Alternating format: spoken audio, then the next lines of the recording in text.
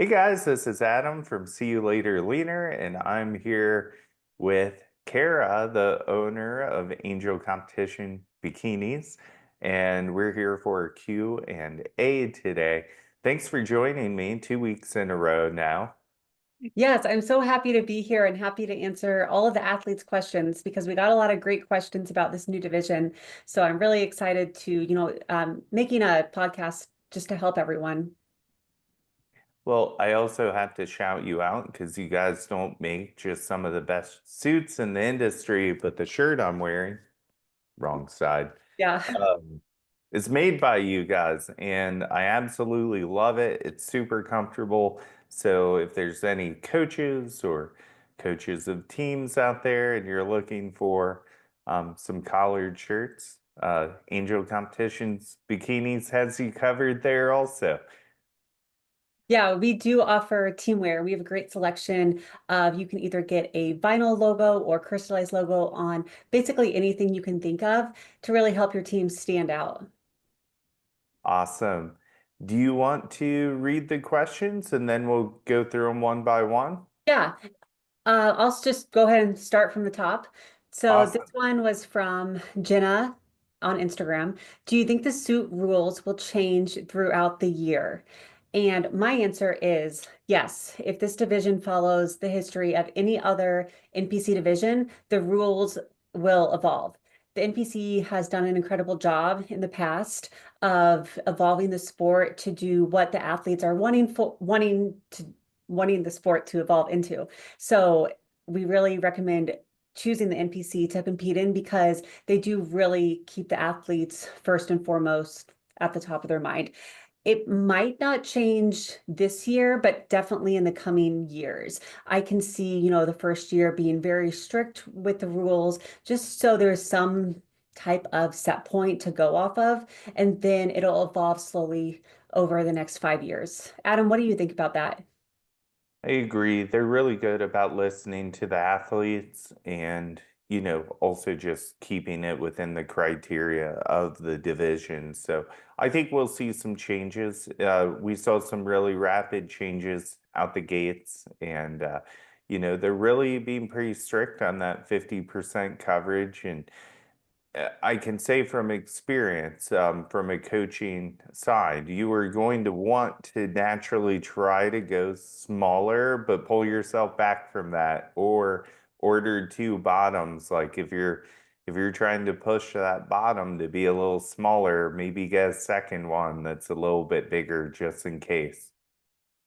Yeah, that was actually a great tip I heard on Bikini and the Brain. Ashley talked about how, if you are concerned about the coverage, but you want to show off as much as possible, go ahead and get two bottoms. And we do offer that at Angel Competition Bikinis, really easy to make you a singlet bottom with more or less coverage.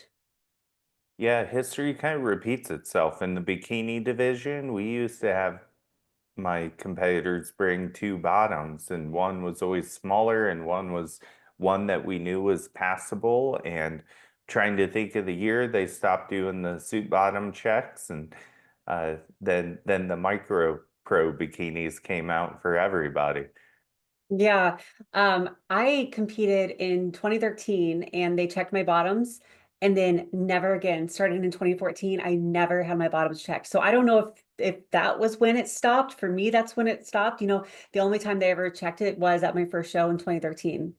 Yeah, I think it was probably somewhere near there, within like a 2 year time frame. I Mhm. also think it depends on what zone you lived in. So back in the day, Becky Clausen used to be one of our main head judges, and she was always super strict on it. Yeah, that's a good point too, because I do remember in Colorado, they were strict for a long time, and all of the athletes from Colorado had to have backup. I could be mistaken for another state, but I'm pretty sure it's Colorado. And so it does matter, what league, or not league, but what do they call that? Like Division? zone, Sanction. yeah, Yeah, yeah, yeah, sanction. what zone you're in. So awesome. Okay, so jumping into the second question on suits. Can we wear any jewelry anywhere on our body, such as a necklace or arm cuff? And this answer is Two parts. So it doesn't say anywhere in the rules that you can't wear a necklace or an arm cuff. However, when you look at what is winning, so there's only been one show, so it's hard to say. But if you look at the history of bikini and any other division, no one is ever wearing a necklace. So I would say, if you want to wear a necklace, keep it subtle at first, and then maybe as it progresses, maybe choose a bigger necklace if that's what the judges are liking. I would say stick with the basic earrings, rings, and bracelet. Nothing beyond that because you don't want to be distracting in a bad way. What do you think, Adam? Yeah, we're also, I know for my athletes, we're kind of minimizing the jewelry in the fit model division because it does look a little strange without the Swarovski connectors and just Mhm. having the fabric. So that makes a big difference. And I think going more moderate on what you wear as far as accessories is a smart idea. Yeah. Yeah, we're hoping that they allow the connectors in time, but for right now, they are not. And just a quick 1 minute history about the connectors. So you call them Swarovski crystals. It's actually Pryosha crystals in all connectors. Well, unless you get them from China, but any of the good companies will use the Pryosha crystals. But here's the Okay. history that's interesting. Pryosha crystals are the exact same as Swarovski, but it was two brothers about 80 years ago that owned Swarovski together, and they got in a fight and they split, and one of them renamed their part of the company Pryosha. So it is the same thing. Interesting. Yeah, I learned something new today. A little history lesson. Okay, do you want to jump into the first question, the first coaching question? Sure. Let's see. That one was, can I transition from bikini to fit model? So you definitely can. And I have a lot of athletes. Emily, for instance, if you guys have seen in our fit model series on our YouTube and a sponsored athlete by Angel Competition Bikinis, she actually was bikini. And when the division came out, we felt like this would, blindly fit her well. And we're finding out that she's kind of the talk of the town in fit model right now. So, yeah, you definitely can transition, especially if you're not too muscular. The main difference is going to be the size of the athlete and the conditioning of the athlete. So you're going to have a little less size, a little less conditioning than bikini. So keep that in mind. Just keep in mind you can't transition from bikini to fit model in the same show, but you could do like NPC drug-free bikini show one weekend, and then the following weekend you could do a fit model show, maybe in an untested show. This is a strategy that some of my clients are probably going to do this year. Because especially if they like to compete, or a lot of my athletes already have expensive bikinis and they want to wear them. I actually have an athlete who part of this process, it was really important for her to get the bikini. So she's actually doing bikini for the purpose of the suit, but she's going to primarily be fit model. But she had always dreamed of getting that crystallized bikini. So, but not in the same show, but from show to show, you can definitely transition.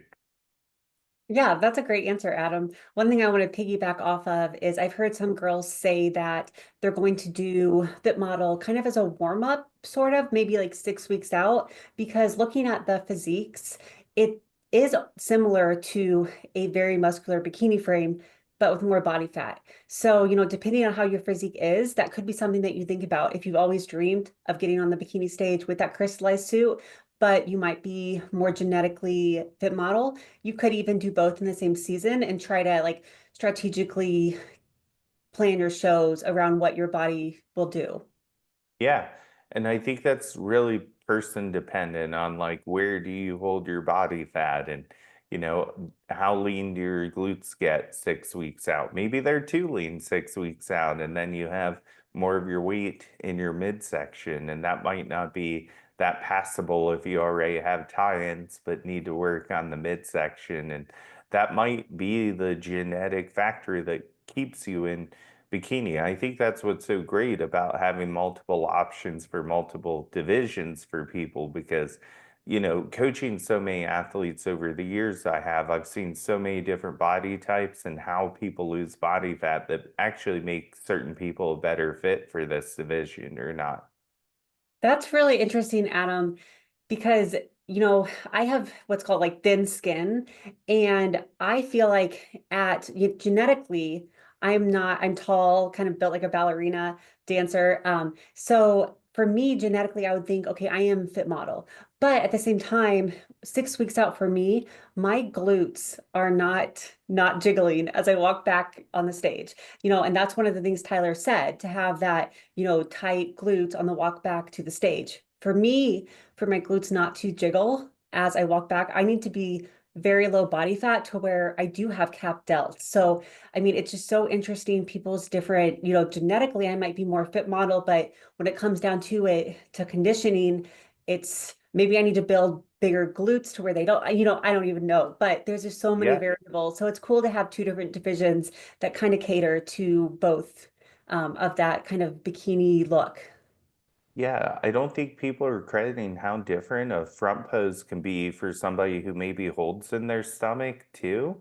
And now they're stretched out and elongated. That can really hide body fat a little bit on people. So, if you look a little thick in that side pose, the stallion pose kind of elongates people. hmm Yeah, it's important to have a good coach if you want to be competitive in this division because right off the gate, look at Emily. She's so competitive. So don't think this is going to be easy to just go to Japan and get a pro card. Like she's been working for years for this and she has one of the best coaches in the industry. So, it is crucial to have a good coach. Absolutely. Most people wouldn't make that flight, let alone compete afterwards. So it's hard work. It's definitely not a walk in the park. Yeah. Okay, going on to the next question. This is from Lacey. She asked, they said spandex or metallic and no bling. Have they said anything in regards to printed patterns on the suit? Does it have to be solid in color? The answer is yes, it does need to be solid in color and there cannot be any patterns. Right now, it's very strict. We do hope that it evolves to let the athlete have a bit more creativity and personality in their suit. But as of right now, they're only allowing hologram metallic and solid color on stage. That's it. Yeah, I think that we'll see what happens there, but right now we gotta stick to, keeping it simple and easy just with the two. Yeah. Yeah, let's go on to the next coaching question. So the next one I had was how do I get started in Fit Model and what should my first steps be? So the first thing is definitely do your research on the division as much as you can. I definitely recommend checking out Emily and I's Fit Model series because she's really in the front lines and putting herself out there. We're putting ourselves out there and sharing honestly what we're learning through the process of going through it the first time together. Um, Definitely helpful to hire a coach if you have the means to do so. Make sure you do your research on getting a good suit designer like Angel Competition Bikinis. So make sure that you connect with a designer to make sure that you have all your ducks in a row.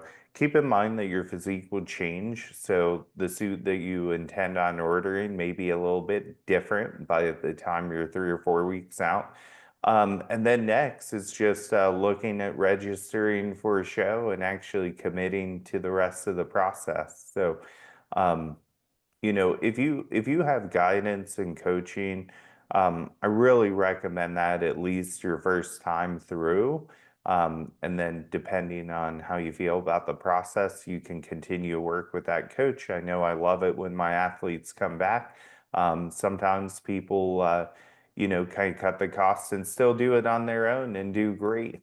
So I think that the big thing is to get that good guidance the first time through, especially with it being so new. I know all the coaches are taking a lot of time to really pour themselves into this, to learn the criteria and give you guys the best instruction possible. Yeah, I've been watching Emily's journey and it's very fascinating. Being someone that's kind of in the middle of both divisions, structurally and muscle wise, it's interesting for me to look at. However, I will always be a bikini girl just because part of it is I love that crystallized suit and I just love building muscle. But who knows? Who knows? I shouldn't say I will never do fit model because I probably will try it at some point. Okay, anyways, the next question about suits, we sort of already answered this, but I'll just go over it again. Can we buy one top and two bottoms from Angel Competition Bikinis? And then a piggyback question off of that is what cut of suit do you suggest for first time competition? So yes, we do offer single piece items. You can buy one suit, two bottoms, two tops, one bottom, any match that you want, we do offer. And then for the cut that we recommend for Fit Model, since the rules are so strict right now, we only have one Fit Model cut because we want, if an athlete orders a Fit Model suit, we want to ensure that that one suit will work for them on stage and the judges will like it. However, we are in the process of rolling out a Fit Model more, we don't have a name for it yet, but a tiny, tiny smaller version of the Fit Model cut, to see if you can bring two different suits backstage and see if the smaller one works. Because sometimes on show day, after you've gone through peak week and your conditioning is on point, everything is flowing nicely, your glutes might be a lot smaller than you anticipated. So that smaller cut might be better on show day. You can order any suit custom right now. We just don't have the specific listing, but definitely do use our service of a free suit consultation if you want to ensure you have the perfect suit. It's for following this division show by show, day by day. So things are going to evolve a lot. We're just trying to learn as much as we can. Just kind of as Adam said, like there's a lot to learn right now about this division and what the judges are looking for. Absolutely. Do you want me to do the next coaching one? Yeah, let's do the next coaching one. Um, the last one was what's the difference in peak week between bikini and fit model? And that's a good question. So, I'm a prime believer in custom coaching, so that answer really is going to maybe be different. I do know with Emily, she's had a little bit of a runaway metabolism, and we've had to kind of chase her food up a little bit, but we're trying to keep her full and more so maintain since our feedback was so good since the last show that we had done. So with her peak week specifically, we're just keeping her food a bit higher and stress low. But if I have a more ectomorphic client and maybe they're smaller in muscle mass, not that it's a division that's, you know, we want as much muscle as bikini, we still might peak them to be as full as possible. Maybe I have somebody who has capped delts. Maybe we go a little bit lower, try to flatten them out a little bit. So it really depends on the look that the athlete is bringing the week prior to the show and the look that we're trying to achieve based on their strengths and weaknesses. So it's really going to be a custom approach per athlete still. So it's funny because I still think we think in a world of plans in this sport a lot. And, if I look at it like golf. Like I'm not going to say we're going to take three shots and putt because we may end up in the sand trap. So I like to think of myself as a bodybuilding caddy more than I do a coach because I think we kind of, get to plan-based thinking when we think of that. So we're going to take a shot a day at a time and adjust the peak week as necessary per the athlete's response. Yeah, that's a really great answer because I was kind of expecting you to say, well, in the bikini division, you do this, and then in the fit model division, you do this. But it's so true that everyone is so variable that you could have a bikini girl and a fit model girl have close to the exact same peak week, and then two fit model girls have vastly different peak weeks. It's just very different. This is kind of what I was talking about earlier about hiring a coach. If you want to be competitive in this sport, you definitely need a coach. Even if you just want to do one and done, what some people want to do, this is your health is on the line because bodybuilding is an extreme sport. So it is important to get a coach. So I have a question for the coach. What will training look like? Like how will that differ for, let's say, a girl that is currently bikini, like Emily, that said, "Hey, I think I want to try fit model this year." How are you going to approach that training aspect? So we didn't change a lot with Emily's training because she's not naturally somebody who gains a lot of muscle easily. But, for one of my other clients, we're actually like pulling back her delt training because we feel like she might be pushing the boundary on delts a little bit. And we're hoping as she diets down, kind of like you were saying, your delts start popping more as you get leaner.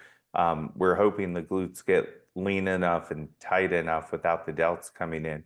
So the training answer is a lot like my peak week question. It's really going to depend on the athlete, and we do that with custom coaching and coaching programming, looking at form checks, not only just giving our clients training plan, but the coaching comes when you see it in execution, and I want to see how intense they're being in the gym, what their form looks like. So a couple exercises a week, I have my athletes send me a training video so we can actually see how they're training. And I think that's what really develops competitive athletes. Yeah, that was actually on my list for coaching red flags. If your coach does not ask you for a training video, I think at least once a week, like once a month at minimum, but a training video of doing a certain exercise, it's sort of a red flag because there are so many variables that go into this sport and your training intensity, your tempo is very crucial. So I'm glad to hear you say that you do that a lot with your athletes.